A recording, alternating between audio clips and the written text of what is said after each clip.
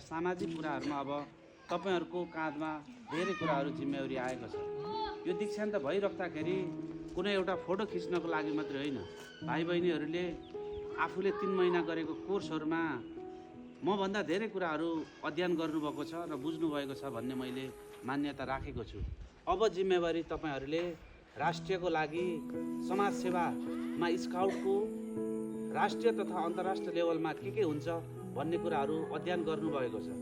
त्यो तपाईहरुले एउटा कागजी रूपमा गर्नुभयो होला, तर अब तपाईहरुले साच्चै स्काउट भएर एउटा प्र्याक्टिकल्ली कसरी गर्नुपर्छ, समाजमा सारो गाह्रो हुँदाखेरि स्काउटलाई कसरी सम्झिँदो रहेछ भन्ने कुराहरुको महत्त्व थाहा पाइसक्नु भएको छ। र स्काउट भइसकेपछि अब तपाईहरु हिजोको जस्तो भन्दा आज केही फरक देखिनुपर्छ।